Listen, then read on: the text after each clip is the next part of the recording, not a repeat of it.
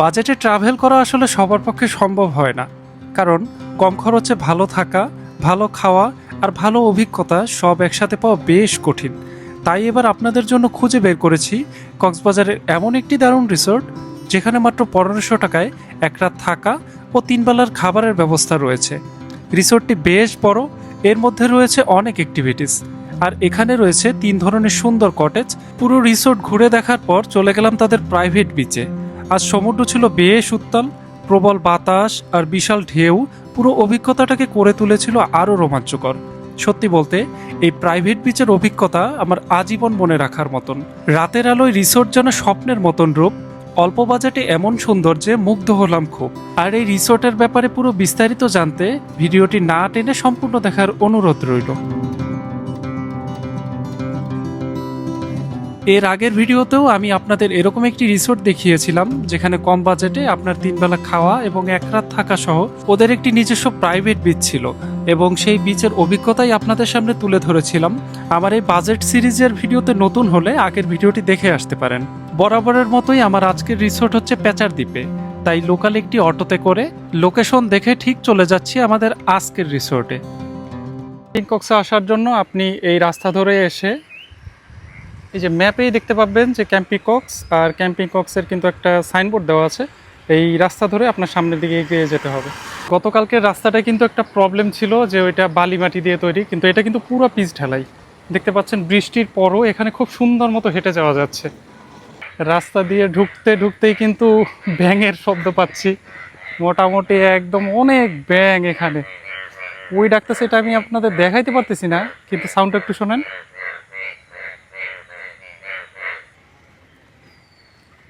Camping কক্সের এরিয়াটা কিন্তু মোটামুটি অনেক বড়। আমি যদি একটু ঘুরি আর আপনাদের দেখাই, আমার পিছনে দেখতে পাবেন যে পট হাউসে কিন্তু ভরা। তো আগের যে রিসোর্টটা ছিল ওইটা কিন্তু ছোট হয়, আমার একটু কম সময় লেগেছে, কিন্তু এখানে একটু সময় বেশি লাগবে বলে আমার মনে হচ্ছে। তো আপনারা ধৈর্য ধরে দেখুন, আশা করি সব ডিটেলস এর মধ্যে পেয়ে যাবেন। I love camping Cox. এটা হচ্ছে আজকের আমাদের জন্য রুম, এগুলাকে বলে হচ্ছে অ্যাস্ট্রোপট। আপনারা দেখতে পাচ্ছেন এটা কিন্তু একবারে পুরো একটা বিদেশি ভাইবস দিচ্ছে। দারুণ লাগতেছে, আপনাদের কাছেও আশা করি খারাপ লাগবে না। দেখতে ছোট মনে হলেও এগুলো একজন দুজনের জন্য খুবই পারফেক্ট একটা ডিল। তা রুমের একটা ওভারভিউ দেই। এটা তো দেখতেই পাচ্ছেন, রুমে এভাবে ঢুকলে আপনি দুই পাশে দুইটা বেড পেয়ে যাবেন, সিঙ্গেল সিঙ্গেল। আর মাথার কাছে দেখতে পাচ্ছেন ফ্যান, আর ওটা হচ্ছে এক্সস্ট, আর মাথার একদম উপরে চার্জার আছে। তো মোটামুটি এই হচ্ছে রুমের অবস্থা। আর ছোটোর মধ্যে যদি সুন্দর বলে কিছু থাকে তারই নিদর্শন হয়তোবা এই রুমটি। চলুন আরেকটি ঘর দেখা যাক। আমরা নিয়েছি হচ্ছে অ্যাস্ট্রোপট, এছাড়াও এখানে একটা রয়েছে লেক পট। এটাই কিন্তু একটা লেক ভিউ পাবেন আপনি, ওই সামনে দেখা যাচ্ছে অ্যাস্ট্রোপট। আর এখানে আপনারা 4 জন থাকতে পারবেন, 4 জন পার পারসন খুব সম্ভবত ১৬০০ টাকা করে। কিন্তু আপনারা যদি কোনোভাবে 2 জন আসেন কাপল, সেক্ষেত্রে কিন্তু পার পারসন ২০০০ টাকা করে পড়বে এখানের খরচ। সাথে থাকবে 3 বেলার খাবার দাবার সহ এক রাত থাকার ব্যবস্থা। এইখানে রুমগুলোর বারান্দা থেকে কিন্তু আপনি এরকম একটা ভিউ দেখতে পাবেন, যেটা কিন্তু সত্যি সুন্দর বলা চলে।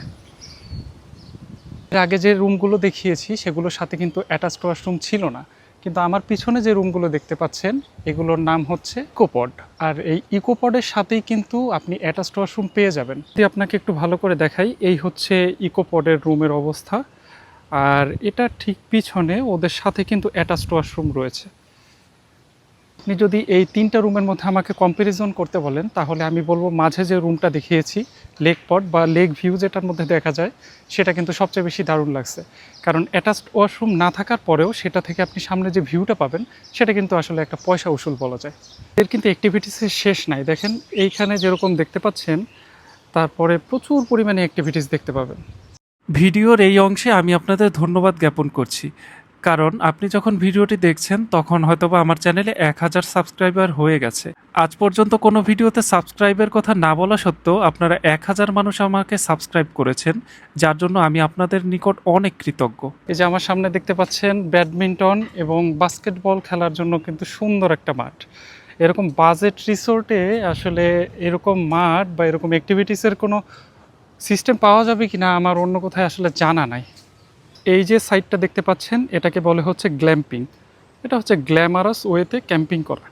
এর খরচ আবার একটু কম থাকে, সেটা হচ্ছে আপনার 1200 টাকার আশেপাশে 3 বেলা খাবার সহ আপনি এখানে এক রাত কিন্তু থাকতে পারবেন।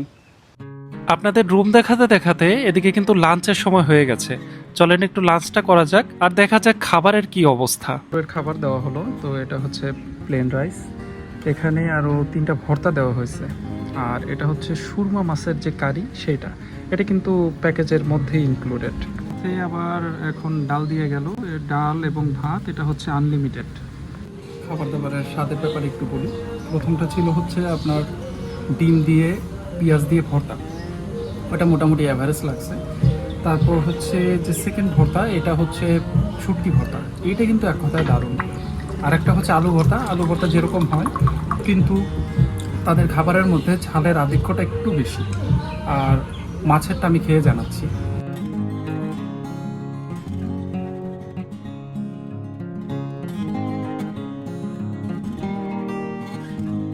মাছের ব্যাপারটা যদি আমি বলতে চাই, মাছটা কিন্তু আসলে খুবই মজা, কিন্তু ঝামেলাটা কি হয়েছে, তারা আসলে প্রয়োজনের থেকে একটু বেশি ঝাল দিয়ে ফেলছে। আমি কিন্তু ঝাল খাই, কিন্তু তাদের এই ঝালের পরিমাণটা একটু বেশিই লাগছে, যার জন্য আমাকে দেখতে পারবেন যে আমি একদম ঘেমে পুরো লাল হয়ে গেছি। ডালটা দেখতে পাচ্ছেন, এটা অনেক ঘন, আর এটার স্বাদ কিন্তু মোটামুটি ভালো, খারাপ না। এখানে নামাজের স্থানও রয়েছে, যারা সময় মতো নামাজ পড়তে চান তাদের জন্য একটা কিন্তু সুন্দর একটা সুযোগ রেখেছে তারা। আমার কাছে সবচেয়ে দারুণ লাগছে এই জিনিসটা, যারা হচ্ছে গাছে উঠতে পারেন না কিন্তু গাছে ওঠার একটা ফিল নিতে চান, তারা কিন্তু এই যে সিঁড়ি দিয়ে চাইলেই উপরে উঠে চলে যেতে পারবেন। এর এরিয়াটা আসলে অনেক বড়, দেখতে পাচ্ছেন তো। তো এত এরিয়ার ঠিক যতটুকু আপনার দরকার আমি ততটুকু দেখানোর চেষ্টা করেছি। এখন খাবার দাবার শেষে চলেন একটু বিচে যাওয়া যাক। এই বাজেট রিসোর্টগুলোতে আরেকটা দারুণ দিক হচ্ছে তারা তাদের প্রাইভেট বিচের অপশন রেখেছে।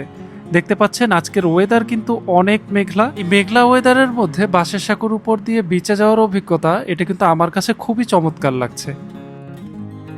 মিনিট 2 হাঁটার পরেই সামনে পড়লো ঝাউবন, আর এই ঝাউবনকে পাশ কাটাতেই সমুদ্রের এমন একটা সৌন্দর্য দেখতে পেলাম যেটা আসলে সারা জীবন মনে থাকে। আমার মনে হয় কক্সবাজারে আমি একটা বেস্ট টাইমে আসছি। যেরকম বাতাস সেই রকম ঢেউগুলো এত দূর আসে না, কিন্তু এর যে সাউন্ড, এর যে গর্জন, মানে দূর থেকে সেই রিসোর্ট থেকে কিন্তু শোনা যায়। আর ওই যে দূরে দেখতে পাচ্ছেন কিছু সাম্পান, ওদিকে যাব আমি একটু ফটোগ্রাফি করার জন্য এবং আপনাদের দেখানোর চেষ্টা করব।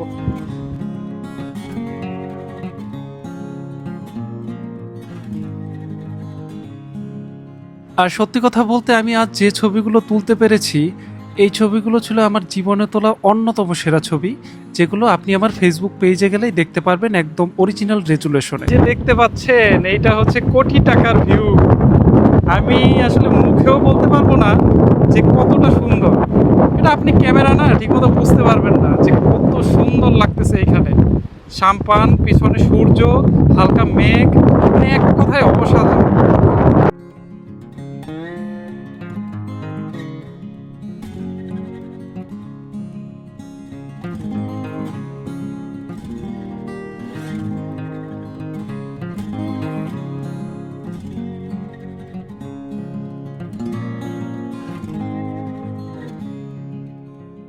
ভাগ্য ভালো যে তীরে একটা সাম্পান পাইছি, এটাই উঠছি। আর এই যে মানে কি বলবো, এত দারুণ ভিউ, এটা যদি আপনি সত্যি খুব ভাগ্যবান হন তাহলে কিন্তু পাবেন। আমি গতকালকে কিন্তু এরকম ভিউ পাই নাই, আর আজকে যা পাইছি, আমি এতবার কক্সবাজার আসছি আমি কিন্তু জীবনেও এরকম ভিউ দেখি নাই। সমুদ্র উত্তাল, আমি এরকম সমুদ্র কখনো দেখি নাই। নাকি সেটা বুঝতে পারছি, আরেকটু থাকার চেষ্টা করব আর আপনাদের দেখানোর চেষ্টা করব যে। তো আজকের ওয়েদার তো দেখতেই পেলেন। আপনি যদি খুব ভাগ্যবান হয়ে থাকেন, আশা করি আমার মতো আপনিও এরকম ওয়েদার পেয়ে যাবেন। রিসোর্টে ফিরতে ফিরতে কিন্তু আমার বেশ রাত হয়ে যায়। আজকের ওয়েদার মেঘলা থাকার কারণে বাতাস ছিল মোটামুটি ভালোই, আর এই পুরো বিষয়বস্তু কিন্তু রিসোর্টের সৌন্দর্যকে অনেকাংশে বাড়িয়ে দিয়েছিল। আজ আমি পুরো রিসোর্টে একা, ঈদের পরে যাওয়াতে তেমন একটা লোক কিন্তু ছিল না, তাই নিজের মনের মতন করে পুরো রিসোর্ট ঘুরছিলাম এবং তার সৌন্দর্য দেখছিলাম আর মুগ্ধ হচ্ছিলাম যে একটা রিসোর্ট আসলে কতটা গোছানো হতে পারে। দেখলেন, আজও কিন্তু আপনাদের এত কিছু দেখাতে গিয়ে আমি ওয়াশরুমটাই দেখাতে ভুলে গিয়েছিলাম। রিসোর্টে 2 ধরনের ঘরের জন্য মোট 7টা ওয়াশরুম রয়েছে, যেগুলো হচ্ছে কমন ওয়াশরুম, এবং গোসলখানাও কিন্তু এর মধ্যে ইনক্লুড। আর ওয়াশরুমের পরিচ্ছন্নতার ব্যাপারে বললে এভারেজ। যা হোক, আপনাদের তো মোটামুটি সবই দেখালাম। এবার ডিনারের টেবিলে গিয়ে রাতের খাবারটার ব্যাপারে একটু আলোচনা করা যাক। রাতের খাবার দেখে আপনি মোটামুটি আন্দাজ করতে পারছেন যে দুপুরের জিনিসগুলোই আবার রিপিট করা হয়েছে। কিন্তু খাবারের ব্যাপারে যদি বলতে চাই, দুপুরে কিন্তু ঝাল প্রচুর বেশি ছিল। আর দুপুরের খাবারে যেখানে মাছ দেওয়া হয়েছিল, রাতে কিন্তু সেখানে চিকেন দেওয়া হয়েছে। কিন্তু মাছটা যেরকম ভালো লেগেছিল, চিকেনটা কিন্তু আমার খুব একটা বেশি ভালো লাগে নাই। আর ডাল তো যেমন হয় আর কি, দুপুরে যেরকম খেয়েছিলাম এখানেও সেরকমই পেয়েছি। আচ্ছা, খাবার দাবার অনেক খাওয়া হয়েছে, এখন একটা ঘুম দেওয়া যাক। বাকি কথা উঠে একবারে সকালবেলায় বলবো। ঘুমাতে যাওয়ার আগে আপনাদের একটা জিনিস জানিয়ে রাখি, আগামীকাল যে রিসোর্টটায় যাচ্ছি এটা কিন্তু আমার ঘোরা সব থেকে সেরা রিসোর্ট। আর গত 2 দিন মোটামুটি একটু গরম সহ্য করার জন্য আমি আগামী দিন যাচ্ছি একটি এসি টেন্টে, যেখানে আমি থাকবো তাঁবুর মধ্যে, কিন্তু ঘরের মধ্যে থাকবে এসি। আর 3 বেলা খাবার সহ থাকবে একটি প্রাইভেট বিচ। আর যে বিচে যাওয়ার জন্য আমাকে কিন্তু পার্সোনাল নৌকা ইউজ করতে হবে, আর তার অভিজ্ঞতা আসলে বলার মতন না। আমি আশা করবো আপনি আমার এই সিরিজের বাকি ভিডিওগুলো দেখে থাকলে এই ভিডিওটা অবশ্যই মিস করতে চাইবেন না। Good morning from camping Cox. আমাদের সকালে নাস্তা দেওয়া হয়েছে রুটি, ডিম এবং ডাল। তো খাবারটা কিন্তু মজা, খারাপ না। রাতের খাবারটা যেমন একটা প্রবলেম ছিল, এটাই তেমন একটা নাই। কিন্তু আসলে যতটা সুন্দর ভিউ, রাতের থাকাটা কিন্তু ততটা সুখকর হয়নি। কারণ ওই রুমের পাশে কিছু ভেন্টের মতন আছে, মানে জানালার মতন খোলা যায়, ওইখান দিয়ে হচ্ছে আপনার মশা পিঁপড়া এগুলো একটু বেশি আসে। তাহলে আপনি যদি আসেন, আপনাকে কিন্তু এই বিষয়টা অবশ্যই মাথায় রেখে আসতে হবে। আজকের ভিডিও তাহলে এ পর্যন্তই রাখছি। দেখা হচ্ছে এরপর নতুন একটি ভিডিওতে, নতুন একটি রিসোর্টে। সে পর্যন্ত সবাই ভালো থাকুন, সুস্থ থাকুন, সুন্দর থাকুন। ধন্যবাদ।